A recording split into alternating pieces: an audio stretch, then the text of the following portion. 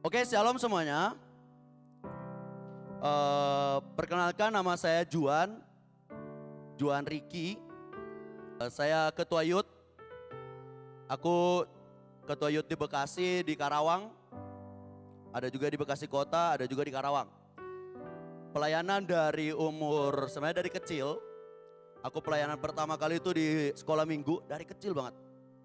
Singkat cerita pelayanan, bertumbuh SMP lah, sampai sekarang lah. Dan apalagi kalau umur, aku masih sama seperti kalian, bahkan mungkin beberapa ada yang lebih tua daripada aku. Umurku 19 tahun. Jadi kalau kalian merasa bahwa kalian itu anak muda second layer, itu salah. Beberapa anak muda, engkau mungkin merasa, gue itu orang kedua di gereja.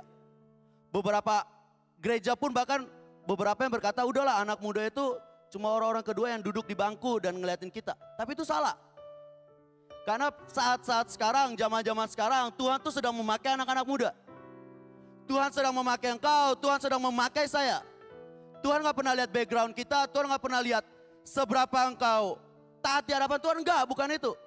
Pertanyaannya, engkau mau gak sih dipakai Tuhan? Itu pertanyaan yang seringkali beberapa kita salah jawab. Karena Tuhan berikan free will dalam hidup kita. Aku pelayanan ya dari umur kecil kan, dari kecil. Tapi pelayanan masih biasa lah. Aku juga muda seperti kalian, jatuh dalam dosa, bangkit bangun, jatuh lagi. Tapi hari itu kelas 11 itu aku bilang sama Tuhan gini, Tuhan aku tuh udah bosen. Aku tuh pelayanan, aku tuh nyembah engkau di gereja tapi pulang aku jatuh terus. Tiba-tiba Tuhan datang dan Tuhan bilang gini, kamu mau gak sih pilih untuk stop dari dosamu, pilih untuk engkau memilih aku. Hari itu aku bilang, oke Tuhan, aku milih engkau. Dan hari itu perubahan pertama kali Tuhan pakai aku di hidup aku. Yang benar-benar dahsyat banget. Sampai aku ke beberapa negara, beberapa provinsi, beberapa daerah. Dan hari ini aku pengen bawa satu firman. Yaitu memberikan hidup kita untuk Tuhan. Memberikan hidup kita untuk Tuhan. Susah atau gampang, ngeri-ngeri sedap lah. Yang namanya memberikan hidup kita sama Tuhan, kita tuh gak bisa lihat ke depan. Engkau mau jadi apa itu gak bisa.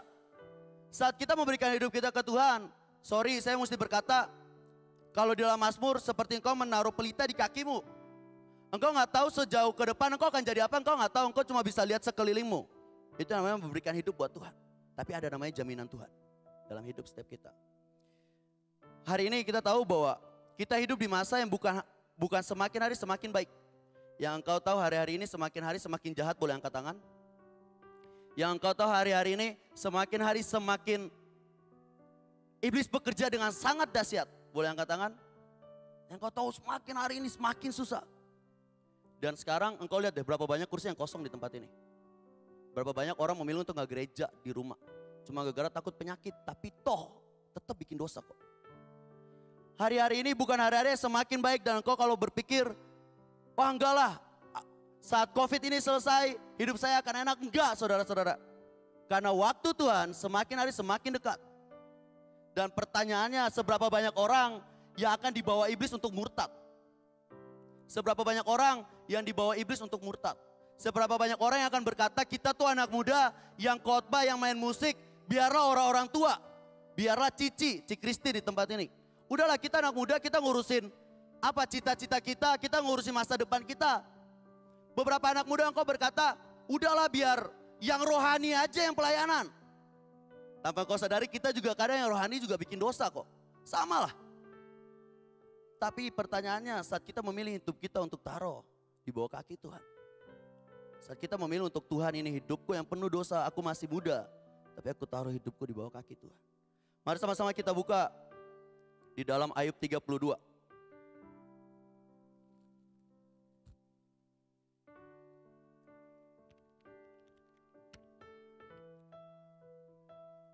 Ayub 32 ayat yang ke-6.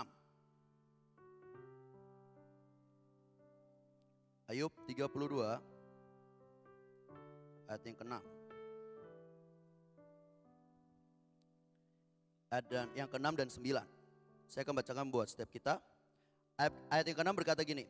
Lalu berbicaralah Elihub bin Barakhel, orang Bus itu. Aku masih muda dan kamu sudah berumur tinggi. Oleh sebab itu Aku malu dan takut mengemukakan pendapatku kepadamu. Ayat yang ke-9. Wah, ada di sini. Keren juga nih. Ayat yang ke-9, bukan orang yang lanjut umurnya yang mempunyai hikmat. Bukan orang yang sudah tua yang mengerti keadilan. Jadi hari itu di zamannya Ayub itu orang yang hidupnya saleh. Orang yang benar-benar gak bikin dosa. Bayangin ya, itu perjanjian lama. Bahkan Allah pun berkata kepada iblis gini, ada satu orang di dunia yang gak pernah bikin dosa, yang saleh hidupnya, yaitu Ayub. Itu di perjanjian lama, Yesus belum datang. Kalau di perjanjian lama, imam saat masuk kan ada perantara, ruang kudus, ruang maha kudus. Imam itu gak boleh bikin dosa satupun. Kalau dia bikin dosa, dia akan dikasih rantai. Rantai ada bunyi bel. Jadi saat bel itu udah gak bunyi, berarti imam itu mati. Udah, tarik. Itu perjanjian lama, perjanjian yang keras. Tapi hari itu ada satu orang yang saleh hidupnya, yaitu Ayub. Tiba-tiba iblis datang ke Tuhan. Kalau bahasa rohaninya namanya sidang ilahi. Jadi ada Tuhan, ada iblis, ada para malaikat.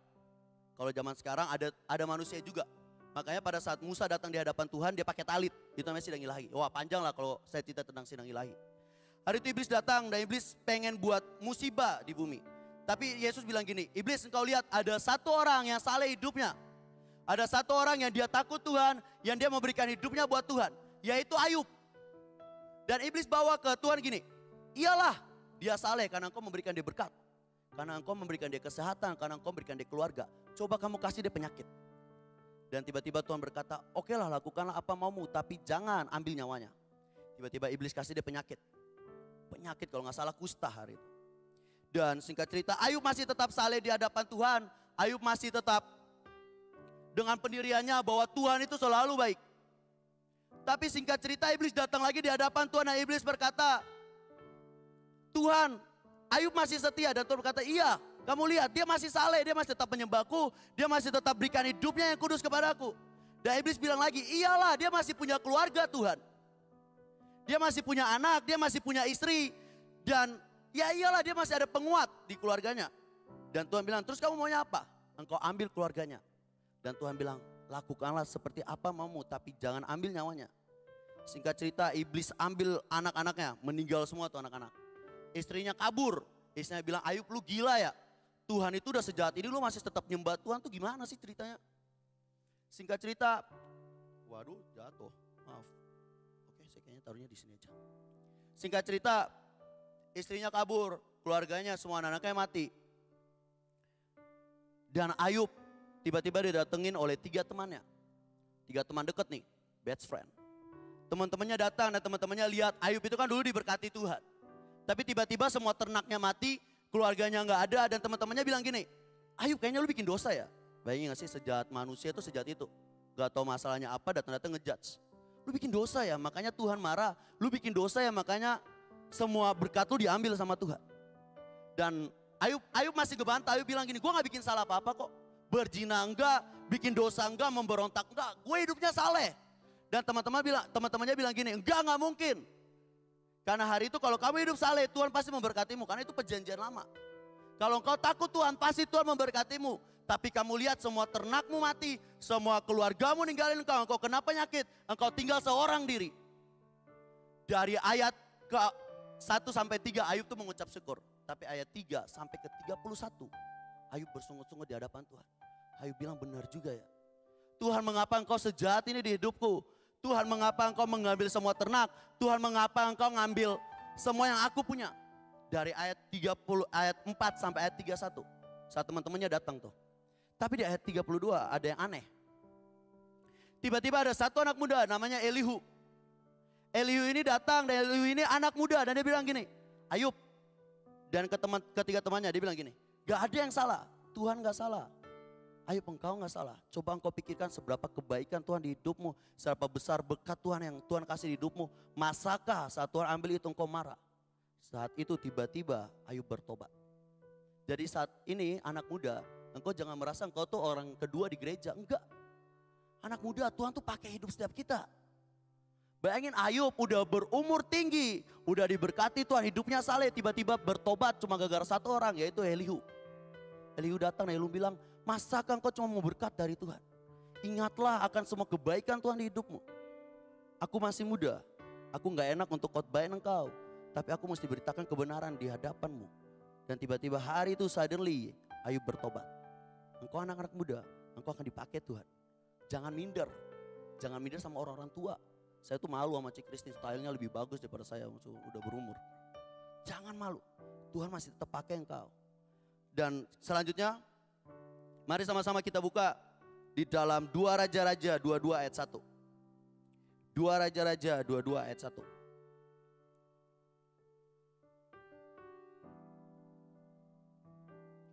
Dua Raja-Raja 22 ayat 1. Oke, saya akan bacakan buat step kita. Oh enggak deh, kita baca sama-sama. Yang sudah sama-sama katakan amin. Amin. 1, 2, 3.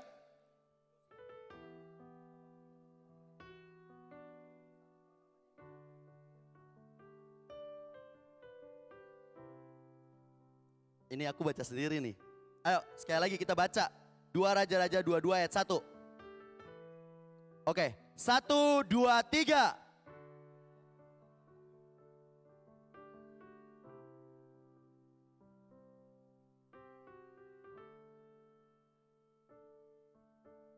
Dari Boskat. Hari itu ada satu anak namanya Yosia.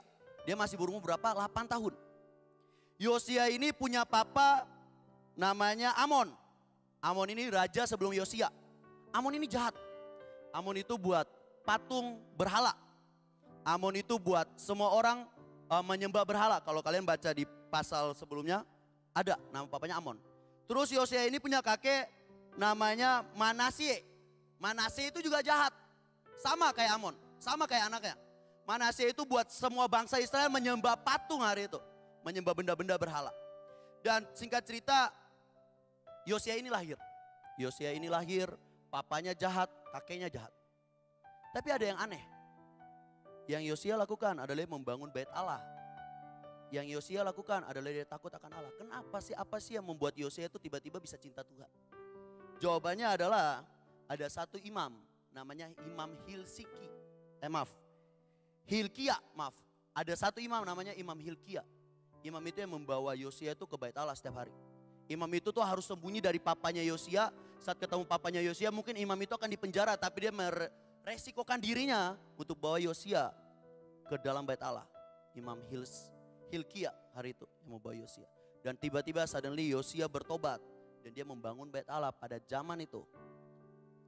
Jadi anak muda, engkau tuh punya dampak yang besar di gereja ini. Saat mungkin ada beberapa orang, saat mungkin ada iblis yang berkata aku pengen buat COVID di tempat ini. Engkau harus berdiri, engkau berkata iblis engkau harus lewatin mayat saya dulu. Doain orang-orang. Saat mungkin engkau melihat bahwa semakin banyak orang takut, seharusnya engkau gak boleh takut. Saat engkau lihat semakin banyak orang-orang yang buat dosa, semakin banyak orang-orang yang takut buat dosa, takut kena COVID daripada takut buat dosa. Engkau anak-anak yang harus berdoa bagi kotamu, bagi bangsamu. Engkau yang harus berdoa. Kami punya komunitas namanya ROK, Rise Christ of the Christ Night. Kebangkitan anak-anak muda. ROK ini baru berumur 2017, 18, 19, 20, 21. 4 tahun lah. 4 tahun. Sama anak-anak yang semuanya anak-anak broken. Kalau kalian dengar kisah-kisah hidup kita kalian pasti kaget lah. Ada teman aku, dia tuh anak yang dari kecil itu diperkosa.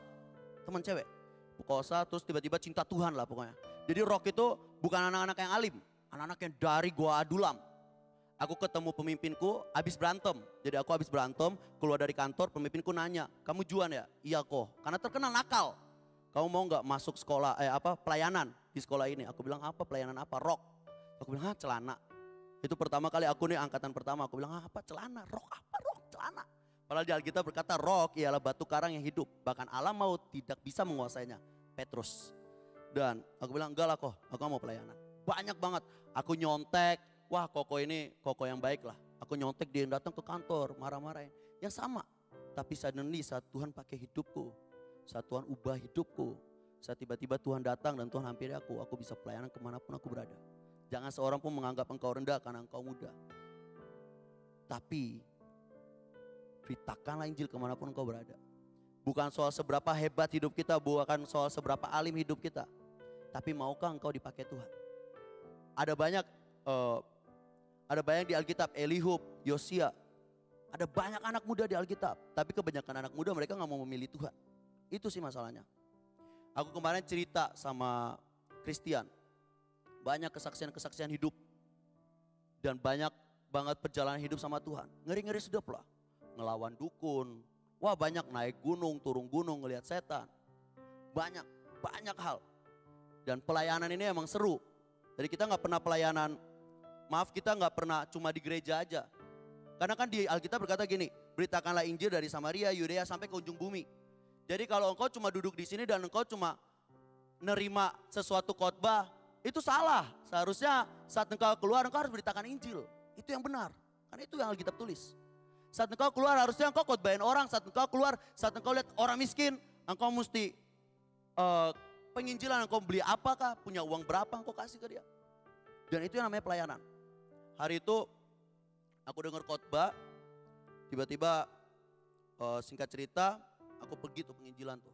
Aku cuma punya uang berapa? 2.000, beli aqua 2, udah injil, kasih air. Banyak banget.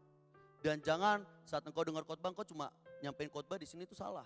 Saat engkau cuma dengar khotbah di sini itu salah. Tapi seharusnya engkau keluar, engkau nyampein khotbah dimanapun engkau berada. Saat engkau keluar, engkau ketemu temanmu yang maaf, mungkin toksik, engkau berkata, Tuhan udah mau datang loh. Saat mungkin engkau keluar dan engkau ketemu teman-temanmu yang nakal, ya dari simpel lah, dari teman-temanmu yang paling dekat, engkau harus beritakan Injil di hidup setiap mereka. Sama aku juga kuliah sama. Kuliah tuh aku gak ngerokok, aku kampus Jakarta. Ngerti kan Jakarta narkoba itu udah biasa. Narkoba seks bebas itu udah biasa. Datang ke kampus pakai baju gini nih, baju rohani, love, tanda salib. Setiap hari tanya teman-teman kuliahku. Aku pasti akan tulis, aku ada satu baju, tulisan gede banget di belakang, love God, love people. Aku bikin. Itu cuma baju kalau aku pakai kampus. Sama jaket. Jaket tulisannya cari tahu tentang Yesus. Jadi wah baju rohani lah. Teman-temanku nih aku gak punya teman di kampus. Gak pernah punya teman. Aku punya satu teman. Dia ini rada anak wibu, tahu wibu kan, anak suka anim. Jadi kalian tahu kan wibu tuh kan kadang-kadang aneh ya. Jadi kan kalau aku ngajak ngobrol tuh kadang-kadang gak nyambung. Udah lah aku cuma punya teman itu. Semua temanku muslim BTW. Aku cuma punya teman itu Kristen, anak wibu, setiap hari ngomongin anim. Aku juga suka anim tapi gak setiap hari juga. Aku gak sewibu itu. Aku nonton Black Clover, nonton One Piece, tapi ya gak sewibu itu. Anak itu tuh. Tapi tiba-tiba teman-teman panggil main bola kan, main futsal. Aku bilang oke lah, aku jago main futsal. Anak bola dulu, sebelum cinta Tuhan banget tuh dulu anak bola. Singkat cerita oke main futsal. Selesai main futsal mereka nawarin, Ju lu mau rokok gak? Lucu ya. Aku pakai baju rohani tuh. Terus aku bilang, waduh bro gue gak ngerokok nih, udah berhenti gue. Wah serius lu Ju? Iya gue kan terakhir kelas 4 ngerokok. Aku sempat ngerokok kelas 4. Terus habis itu pergaulan bebas, ngamen. Aku anak jalanan dulu teman-teman. Meskipun orang tua berpendidikan, papa mamaku tuh S2. Maaf mama S3, papa S2. Berpendidikan lah, orang tua berkecukupan. Jangan kalian pikir aku tuh berkekurangan, enggak, berkecukupan. Tapi ya punya banyak hal lah, aku salah pergaulan. Teman-teman nawarin aku ngerokok dan hari itu temanku nawarin, lu mau gak ngerokok? Dan aku bilang gini, waduh enggak bro. Aku tuh udah bertobat dan aku tahu hidupku tuh buat Tuhan. Jadi aku pengen kasih hidupku yang berharga buat Tuhan meskipun aku dulu pernah sempat jatuh di dosa yang sama. Dan temanku nih bilang gini, waduh Ju, dalam banget ya bahasa lu ya. Ya biasa aja sih sebenarnya sih, cuma lu nya aja yang lebay, aku bilang gitu kan. Terus dia bilang gini, kalau dari lama gue punya teman kayak lu, mungkin hari ini gue gak ngerokok.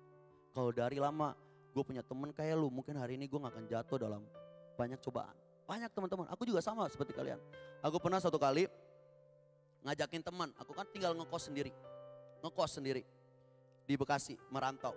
Tiba-tiba aku ngajak teman perempuan, hari itu aku juga salah sih. Ajak teman perempuan ke kontrakan, waduh kontrakan nih. Terus akhirnya aku ke atas, waktu itu aku cuma mau ngambil gitar. Aku turun, dia udah buka baju terus kayak, enggak, ini di cut ya. Dan akhirnya aku bilang gini, wah enggak, lu pakai baju. Terus mau tau enggak, pas pulang dia bilang gini, Ju kayaknya lu homo ya. Dia gak sih, kan gila ya, Ju kayaknya lu homo ya. Bilang enggak lah, hidup gue untuk Tuhan. Dan akhirnya singkat cerita, dia cerita lah masa lalunya. Dulu sempat kelas 4 SD diperkosa sama tukang rumah. Ya gak sih, separah itu dunia ini gengs. Jadi kalau kalian gak penginjilan itu salah. Akhirnya singkat cerita aku khotbahin dan sekarang puji Tuhan balik ke Tuhan, cinta Tuhan. Aku punya anak-anak yang broken. Aku punya anak-anak yang punya masalah sama orang tua. Anakku sempat ditipu 40 juta. Dan aku mesti mikirin gimana caranya balikin. Aduh pusing dah anak muda. Bener gak sih, anak muda tuh paling banyak masalah. Aku lebih suka ngurutin orang tua sebenarnya. Karena orang tua itu gak banyak masalah, anak muda tuh banyak masalah, biang kerok. Tapi ya itu yang Tuhan kasih di hidup aku. Itu yang Tuhan kasih buat setiap kita. Anak-anak muda tuh aduh banyak masalah. Makanya beberapa orang tuh gak mau memilih untuk memuridkan anak muda. Karena banyak masalah. Aku pernah jam 11 malam kebangun, ditelepon. Kaget kan, waduh ditelepon nih. Aku angkat, aku tuh orangnya aktif 24 jam. Jadi kalau kalian mau curhat boleh telepon aku, aktif 24 jam. Jadi nada deringku tuh berisik banget. Tadi pagi tuh Matthew denger tuh nada deringku berisik banget. Bangun, ngangkat, halo shalom. Kajuan, nangis-nangis nih. Wah kenapa tuh? Kamu kenapa? Aku baru diputusin pacar kak. Ya elah, jam 11 malam gangguin gue tidur. Aku diputusin pacar, aku galau banget. Kamu ngapain aja sama pacar kamu ngapain? Ah udahlah, singkat cerita inner healing, bertobat lah. Ya gitulah anak muda tuh susah. Tapi pada saat anak muda bertobat, pada saat kita semua bertobat, percayalah anak muda tuh cinta Tuhan banget. Militan banget anak muda tuh. Orang-orang tua seperti, banyak ya orang tua di tempat ini. Mungkin mereka udah gak punya kekuatan kayak kita. Tapi kita anak muda masih dikasih Tuhan kekuatan untuk bisa melayani kemanapun kau berada. Jadi saat ini ayo berikan hidupmu buat Tuhan, berikan hidupmu buat Tuhan. Mari kita lanjut. Mari kita buka sama-sama di Matius 4 ayat 19. Matius 4 ayat 19.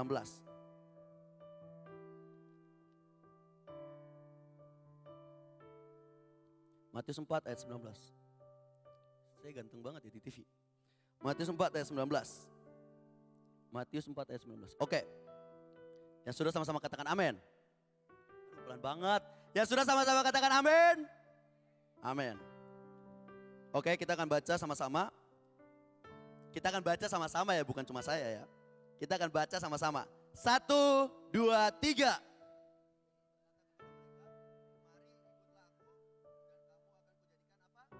Penjala manusia. Tapi versi The Message-nya berkata gini. Come with me, I'll make a new kind of fisherman out of you. Datang ke aku.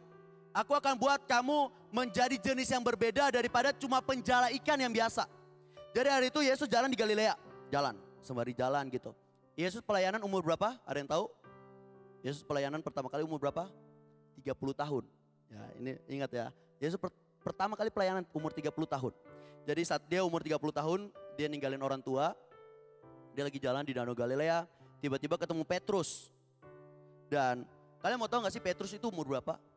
Petrus itu umur, kalau aku cari di internet, menurut survei, Petrus itu umur 15 sampai 16 tahun. Ini masih muda banget, 15 sampai 16 tahun. Makanya Yesus bilang, anak-anakku, tidakkah engkau sanggup berjaga-jaga 1 jam saja? Anak-anak. Jadi Yesus menganggap Petrus dan semua muridnya itu anak-anaknya dia. Tidakkah engkau sanggup berjaga 1 jam saja, anak-anak? Makanya Petrus ini masih muda. Yesus jalan di Danau Galilea dan ketemulah Petrus lagi menjala ikan.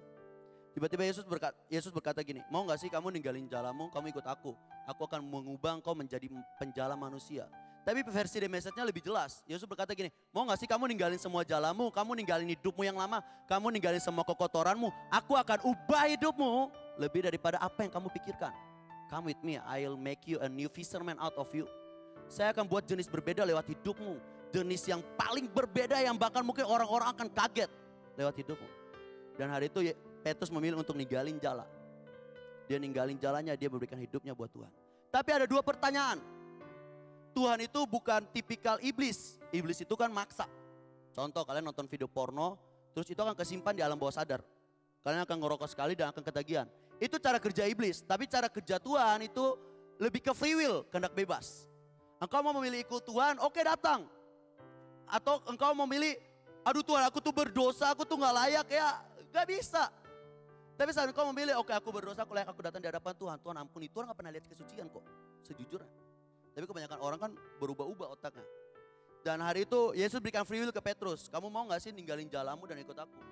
Kamu mau gak sih ninggalin pekerjaanmu yang keras? Nelayan ikan itu dulu pekerjaan yang sangat keras. Setiap ada hal yang aneh di laut, mungkin ada orang yang ngebom atau apapun, mereka akan berantem. Itu pekerjaan yang keras hari itu. Tapi hari itu Tuhan berkata, mau gak sih kamu ninggalin jalanmu? Mau gak sih kalian ninggalin hidup kalian? Kalian ninggalin hidup kalian yang lama, kalian berikan Tuhan dalam hidup kalian. Dan hari itu Petrus memilih untuk ninggalin jalannya dan dia kasih hidupnya ke Tuhan. Dan Tuhan ubah hidup Petrus sampai bahkan bayangannya bisa sembuhin orang.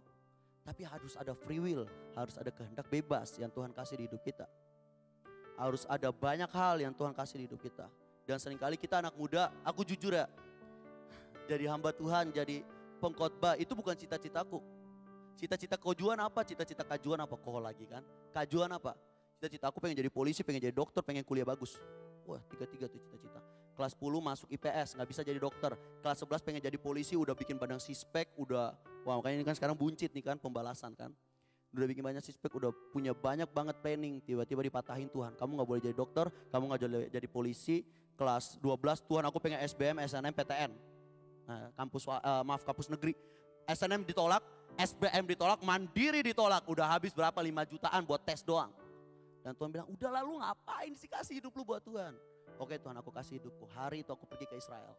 Hari itu aku pergi ke Filipina. Hari itu aku jalan ke semua negara karena aku ikut Tuhan. Pertanyaannya, ada free will yang Tuhan kasih. Engkau harus bayar harga. Kadang saat kita ikut Tuhan, kita gak pernah bisa lihat sesuatu yang baik kok ke depan. Awal-awalnya kita gak pernah bisa lihat sesuatu yang baik. Percayalah, ikut Tuhan itu ngeri-ngeri sedap. Aku saat ikut Tuhan, aku kan dulu kan sempat kerja. Kelas 12 sempat kerja.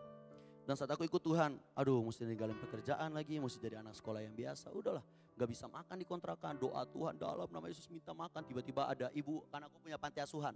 Di depan ada panti asuhan muslim. Wah, ibu-ibunya tuh dulu galak banget. Aku kan setiap jam 2, jam 3 tuh kan kadang-kadang kebangun nyembah. Wah berisik banget kan, marah-marah dia. Tapi hari itu saat aku berdoa, tiba-tiba diketok pintu aku. Juan, aku punya makanan buat kamu. Saat kita ikut Tuhan, itu emang gak pernah bisa kelihatan ke depannya kayak gimana. Saat kita berikan hidup kita, oke, aku akan ninggalin semua hidupku yang lama. Mungkin kamu mesti ninggalin pacarmu. Kamu mungkin mesti meninggalin cita-citamu buat ikut Tuhan. Percayalah Tuhan akan jamin. Kalau kamu ikut Tuhan dan kamu gak makan, wah chat saya. Kalau kamu ikut Tuhan dan kamu gak diberkati, chat saya. Saya hari ini murtad mungkin. Tapi saat saya ikut Tuhan, saya lihat berkat Tuhan di mana-mana. Ci Christine lah yang paling jelas tempat ini. Ci Christine cerita di Blora itu kan bisnis susah. Tapi sekarang diberkati Tuhan. Ikut Tuhan tuh kayak gitu. Kita gak bisa lihat ke depan, kita gak bisa pastiin hari ini kita makan apa, ke depan kita makan apa, enggak. Tapi Tuhan jamin. Ayo come with me, I'll make you a new fisherman out of you. Ayo datang kepadaku, aku akan buat kamu lebih daripada apa yang kamu bayangkan. Aku tuh minderan, gak bisa khotbah, minderan jelek, hitam tuh minderan, diledekin terus tuh setiap hari SMP.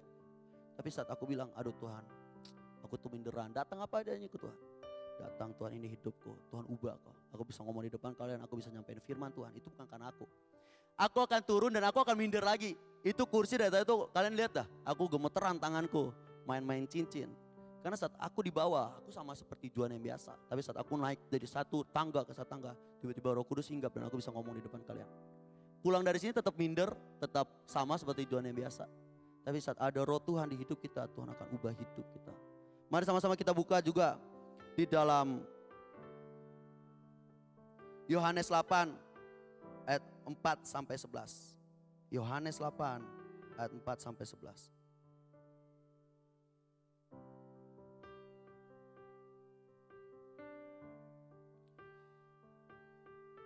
Yohanes 8 ayat 4 sampai 11.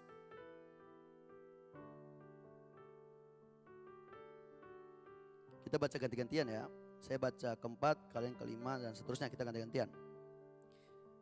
Yohanes 8 ayat 4 berkata, lalu berkata kepada Yesus, Rabi, perempuan ini tertangkap basah ketika ia sedang berbuat zina. Selanjutnya.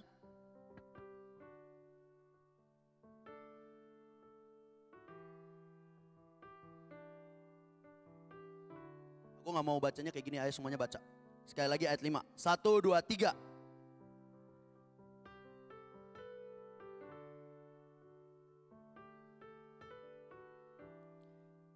Ayat 6, mereka mengatakan hal itu untuk mencobai dia, supaya mereka memperoleh sesuatu untuk menyalahkannya. Tetapi Yesus membungkuk, aku gak tahu dia nulis apa di tanah, membungkuk, lalu menulis dengan jarinya di tanah, gak tahu tulisannya apa. Selanjutnya.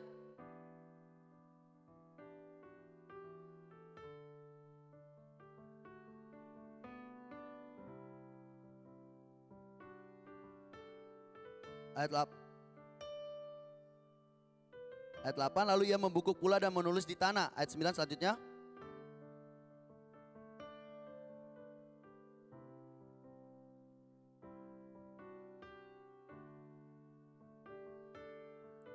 Lalu Yesus bangkit berdiri dan berkata kepadanya, "Hai perempuan, di manakah mereka? Tidak adakah seorang yang menghukum engkau?" Jawab selanjutnya.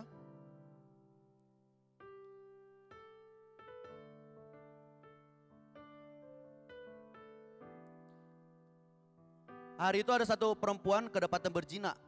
Dan akhirnya kan kalau di dalam hukum Taurat, yang orang yang berbuat dosa kedapatan berzina itu harus dilemparin batu sampai mati. Itu hukum Taurat. Hari itu Yesus datang dan tiba-tiba para hakim-hakim ini, ahli-ahli Taurat ini bilang ke Yesus, dia ini kedapatan zina. Di dalam hukum Taurat kita harus lemparin dia sampai mati. Menurut kamu gimana? Terus akhirnya Yesus cuma membungkuk. Aku nggak tahu tulisannya apa. Dan Yesus berdiri dan Yesus berkata, "Engkau yang tidak berdosa, lemparin perempuan ini sampai mati." Dan di ayat yang ke 9, tetapi setelah mereka mendengar perkataan itu, pergilah mereka seorang demi seorang, mulai yang dari yang tua pergi sampai yang paling muda. Yesus cuma berkata gini, "Engkau yang tidak berdosa boleh lemparin perempuan ini dengan batu." Dan gak ada yang berani lemparin, semuanya pergi tuh. Pertanyaannya, yang paling layak lemparin perempuan ini dengan batu siapa? Yesus, karena Yesus gak pernah buat dosa. Benar gak sih? Bisa gak sih Yesus ambil batu dan Yesus lempar? Bisa, karena Yesus gak pernah buat dosa. Yesus gak pernah buat dosa, di Alkitab gak ada, maaf, tertulis Yesus ngerokok tuh gak ada. Di Alkitab gak ada tertulis Yesus berzina dengan perempuan tuh gak ada. Yesus gak pernah buat dosa di Alkitab. Dan hari itu Yesus berkata, "Kalau engkau tidak berbuat dosa boleh engkau lemparin perempuan ini." Harusnya Yesus bisa lemparin gak? Bisa. Harusnya Yesus bisa ngukum kita gak? Bisa. Harusnya Yesus bisa bilang, "Engkau perempuan berzina bla bla bla." Kata-kata yang kasar ke perempuan itu bisa gak? Bisa. Karena Yesus gak pernah buat dosa. Tapi apa respon Yesus? Jawabnya, "Tidak ada Tuhan." Lalu kata Yesus, "Aku pun tidak menghukum engkau, pergilah dan jangan berbuat dosa lagi mulai dari sekarang."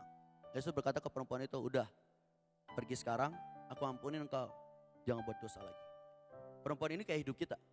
Seringkali kita salah di hadapan Tuhan.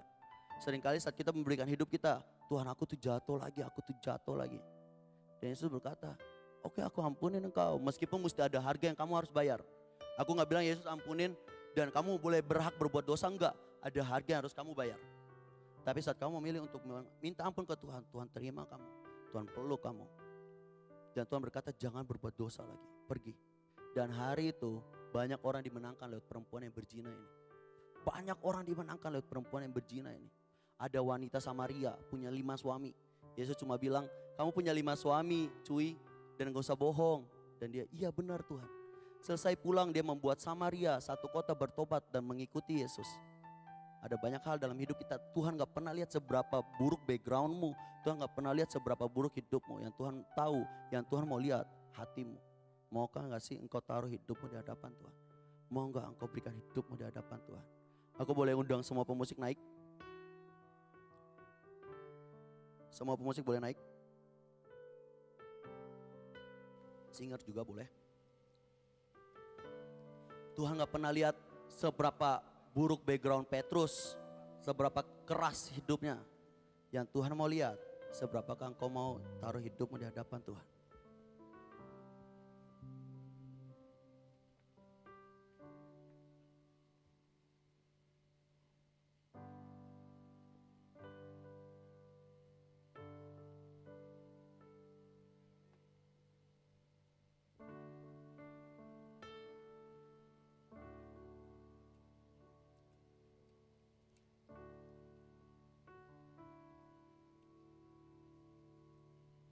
Tuhan gak pernah lihat seberapa buruk hidupmu, Tuhan gak pernah lihat seberapa berdosanya kita.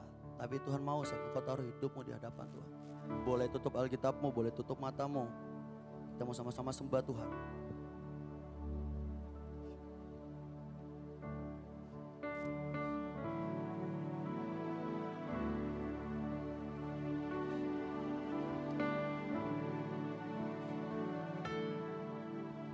Dengar dia panggil nama saya. Dengar dia panggil namamu. Dengar dia panggil nama saya. Juga dia panggil namamu. Dengar dia panggil nama saya. dengar dia panggil nama saya. Hari ini Tuhan gak pernah lihat background hidupmu seperti apa. Tuhan gak pernah lihat seberapa buruk hidupmu. Tapi pertanyaannya, maukah engkau taruh hidupmu di hadapan Tuhan? Maukah engkau taruh hidupmu di hadapan Tuhan? Ku jawab ya, ya, ya. Ku jawab ya, ya, ya.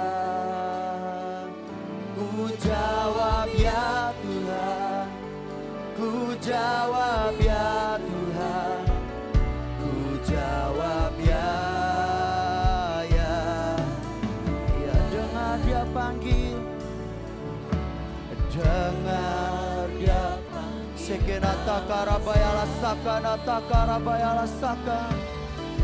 Sokonoto korabayala sekenata karabayala sakaraba.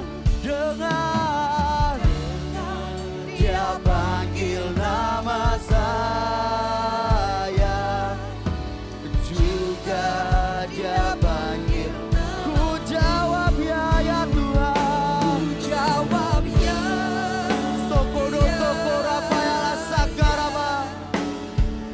Ku jawab ya. Tuhan ini hidup setiap kami, Tuhan ini hidup setiap kami, Tuhan. Ku jawab. Tiap kami ya Tuhan. Sokodo toko rabayala sakarabayala sakarabayala sakaraba. Sekali lagi ku jawab ya. Tuhan hidup setiap kami taruh di hadapan-Mu Tuhan. Dengan semua background kami, dengan semua hidup kami Tuhan. Ku jawab ya. Sokodo toko rabayala.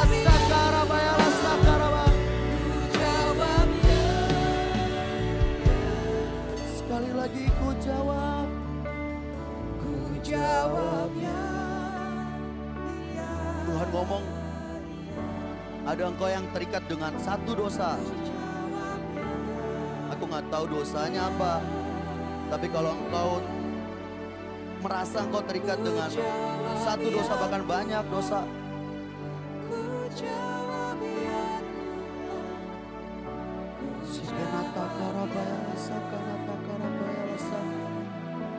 yang engkau tahu engkau terikat dengan satu dosa atau banyak dosa.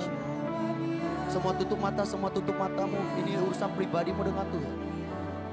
Kalau engkau malu, gak usah lakukan ini. Tapi kalau yang engkau tahu engkau terikat dengan dosa dan engkau meminta ampun di hadapan Tuhan, boleh angkat tanganmu di tempatmu, boleh angkat tanganmu di tempatmu. Yang engkau tahu engkau terikat dengan banyak dosa,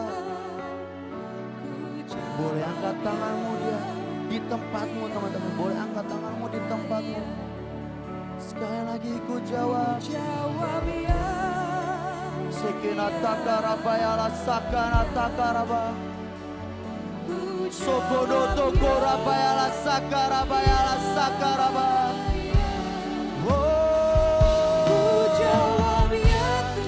Sekenata karabayala sakarabayala sakaraba. Sokodo toko rabayala sakarabayala sakaraba. Sekali lagi ku jawab ya. Tuhan, engkau yang mengangkat tangan di tempatnya Tuhan. Tuhan, engkau tahu mungkin seberapa terikatnya kami dengan dosa kami. Tapi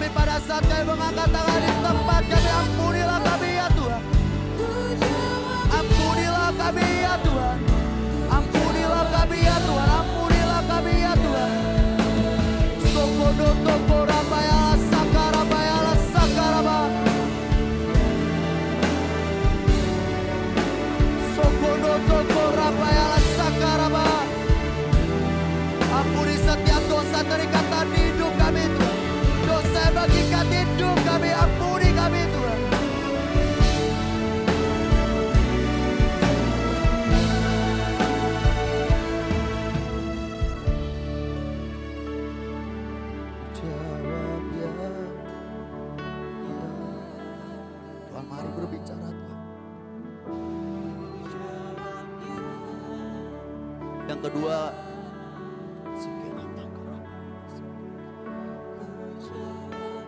saat engkau mungkin punya kemarahan entah dengan orang tuamu, entah dengan temanmu.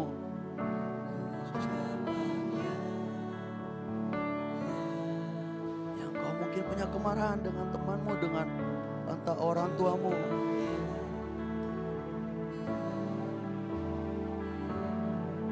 Sama, masih sama, angkat tanganmu di tempatmu, gak usah malu.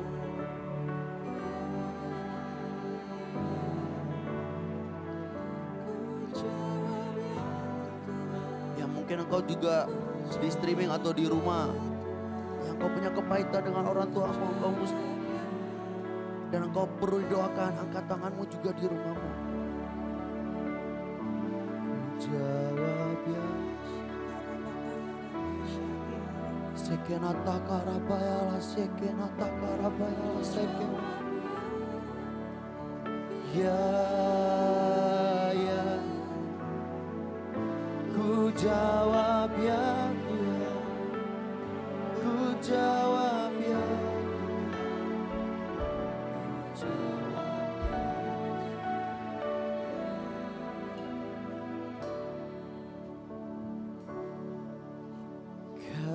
kasih yang sempurna telah ku terima darimu, bukan karena kebaikanku. Tuhan, mari ya Tuhan, mari ya Tuhan.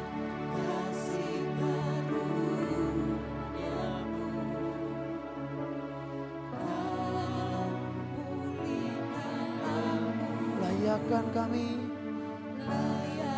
Tuhan, mari ya Tuhan, mari ya Tuhan. Bapa,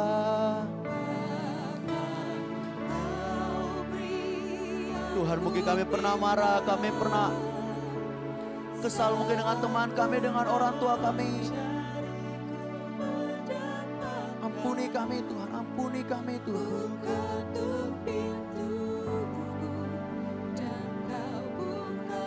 Sokonata karabayala sakanata karabayala sakan. Bapa yang kekal, takkan kau biarkan aku melangkah hanya sendirian. Ku ketuk pintumu dan kau bukakan, sebab kau Bapakku, Bapa yang kekal. Kasih yang sempurna, kasih yang sempurna.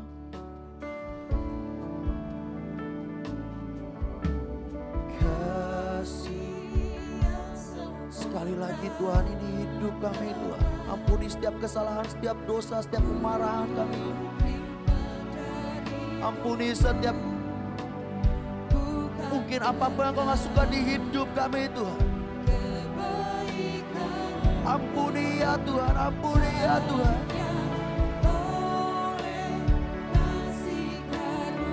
Ampuni setiap kami ya Tuhan. Tuhan, hamba bawa mereka di hadapan-Mu Tuhan. Layakkanku, hamba bawa mereka di hadapan-Mu ya Tuhan. Sekali lagi Tuhan, hamba bawa setiap anak muda di tempat ini Tuhan. Sekali lagi mereka bukan anak-anak muda yang biasa ya Tuhan. Tapi sekali lagi pada saat Roh-Mu menyentuh setiap mereka, maka mereka akan menjadi orang-orang muda yang militan ya Tuhan. Pakai hidup setiap mereka, didik hidup setiap mereka ya Tuhan. Takkan kau biarkan aku melangkah hanya sendirian. Ku ketuk pintu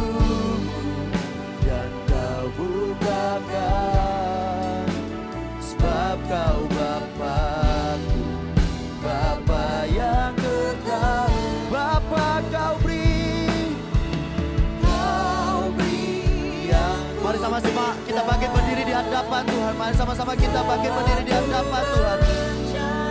Terima kasih Tuhan atas setiap berkat yang Kau berikan bagi setiap kami Tuhan.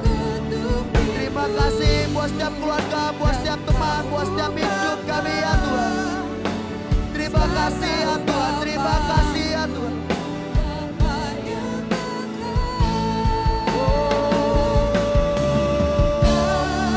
Kami mengangkat tangan kami di tempat kami Tuhan.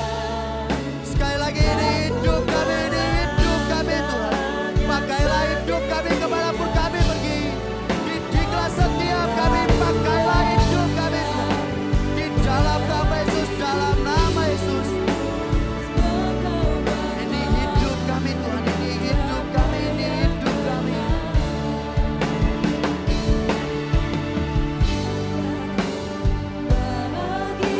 Ini hidup anak-anak muda Blora Tuhan. Anak-anak muda di tempat ini Tuhan. Pakai hidup setiap mereka, kemanapun mereka berada Tuhan. Dimanapun mereka berada Tuhan, pakailah hidup setiap mereka.